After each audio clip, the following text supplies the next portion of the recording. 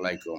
সম্মানিত রাকদিনবাসী, সকল রাকদিনবাসীর উপর আমার আবেদন, আপনারা ৩৩,০০০ জনগণ আপনাদের সেবা করার মতো সুযোগ যদি আমারে দেন, তাহলে আমি রাকদিন হয়তো চেয়ারম্যান হব। আমি চেয়ারম্যান পদে দাঁড়াইতেছি। আমি ৭ নং ওয়ার্ডের বাবলু মেম্বার। ৫ বছর সেবা দিচ্ছি রাকদিনের ৭ নং ওয়ার্ডে। চাকর হিসাবে ৫টা বছর তাদের আমি খাটছি।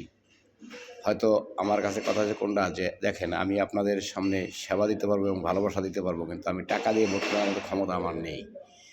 যদি আপনারা আমারে সেবা দেন এবং আপনাকে সবার জন্য যদি আমার রাখেন চাকর হিসেবে, তাহলে আমি রাকদিনবাসীর কাছে কৃতজ্ঞ থাকব।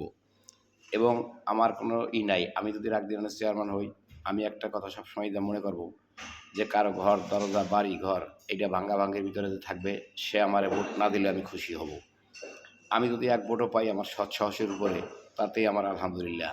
আর যদি আমি আপনার চেয়ারম্যান বানান, তাতেও আমি আলহামদুলিল্লাহ। কারণ আমার কাছে কথা হচ্ছে কোনটা, যে আমি টাকা দিয়ে ভোট কিনতে পারবো না, এত টাকা আমার নেই। আমি আপনাদের এটুকু পারি যে আমি আমাদের শ্রম দিয়া বা আমাদের জন্য আমি যেটুকু করতে পারবো, আমি ভালোবাসকে যে পর্যন্ত শ্রম দিতে পারবো, এবং কোনো লোকে জাকি খেয়েই দিব না। এবং রাকদিন যে আমি চেয়ারম্যান হই, তাহলে মাদকমুক্ত ইউনিয়ন হবে। এবং কোনো লোক, আজকাল যুব সমাজ মাদকে লিপ্ত হয়ে গেছে, এরা মাদক থাকবে, বিরত থাকবে। এবং কোনো একটা প্রবাসী সে ঘর দরজা উঠে অনেক কষ্টের ঘাম ঝরাইয়া সে রাকদিন সে অনেক বিদেশে প্রবাসী করিয়া ঘর উঠে একটা বিল্ডিং দেয়, একটা ঘর দেয়।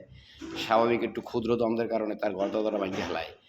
এই ভাঙ্গাটা না হয় ভবিষ্যতে।